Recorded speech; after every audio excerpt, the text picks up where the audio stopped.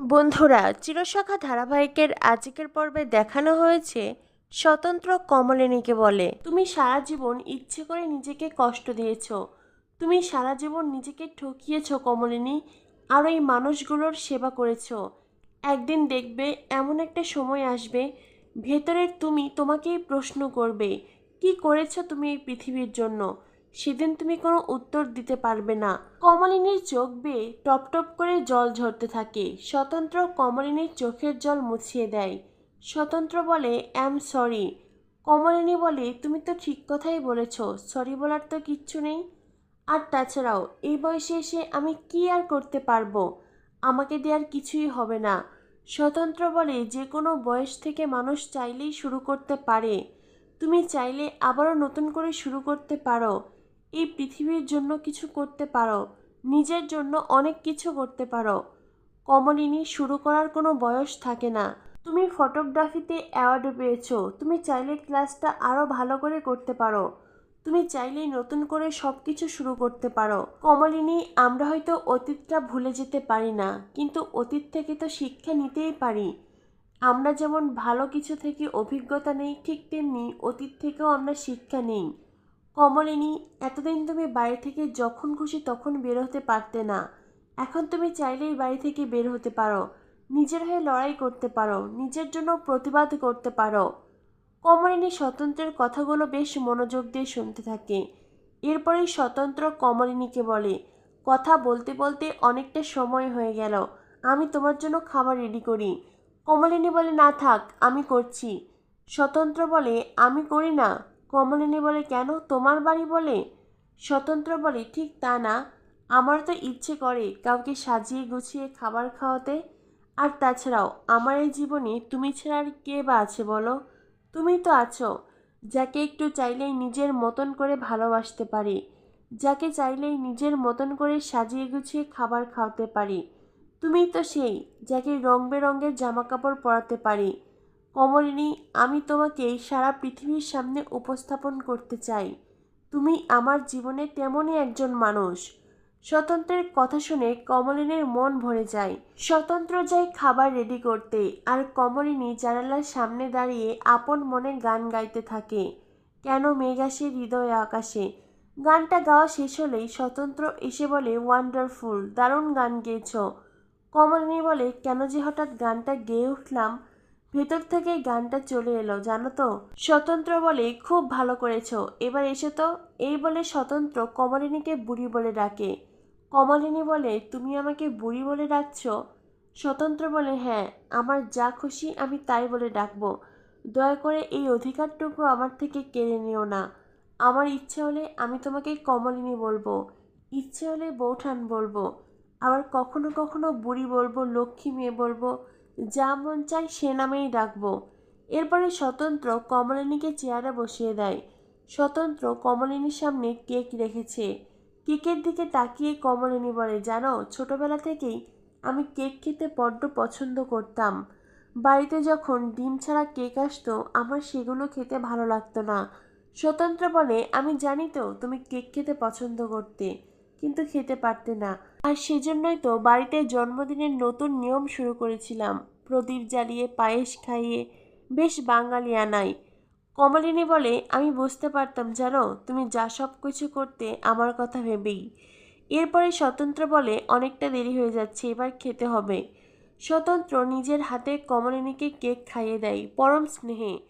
কমলিনী স্বতন্ত্রকে বলে, জানো, ছোটবেলায় আমার বাবাও ঠিক এমনি করেই আমাকে খাইয়ে দিত। স্বতন্ত্র কমলিনীকে নিজের বুকে জড়িয়ে ধরে বলে, আমি কি সবসময় তোমাকে প্রেমিক হিসেবেই ভালোবাসি? তা নয় তো। আমি কখনো কখনো তোমার স্বামী হতে চাই, তাও নয়। কমলিনী, আমি কখনো কখনো তোমার বাবার মতন স্নেহ ভরে তোমাকে ভালোবাসি, কখনো কখনো তোমার চিরসখা হয়ে ভালোবাসি, আবার কখনো কখনো তোমার বন্ধু হয়েও তোমাকে ভালোবাসি। এরপর দেখানো হয় কমলিনীর বাড়িতে তার মা বাবা এসেছে কমলিনীকে এই বাড়ি থেকে নিয়ে যেতে। কমলিনীর শাশুড়ি কমলিনীকে বলে, ভেতরে ভেতরে এইসব ফন্দি এঁটে রেখেছিল সেটা তো বুঝতে পারিনি।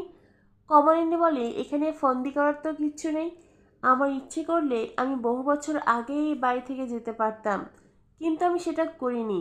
আমি চাইলে আজও এই বাড়ি থেকে যেতে পারি। কিন্তু আমি যাব কি না সেটা আমার সিদ্ধান্ত। কমলিনীর মা বাবা তখন বলে, আজ তো আমার মেয়েকে গয়না চুরির অপবাদ সহ্য করতে হয়েছে, আর এরপরে না জানি আরও কি কি অপবাদ দেবেন আপনারা তাকে, হয়তো বড় কোনো কেসে তাকে ফাঁসিয়ে দেবেন। তখনই প্রসন্ন কমলিনীর শাশুড়িকে বলে, আপনার ছেলেটি কোথায়?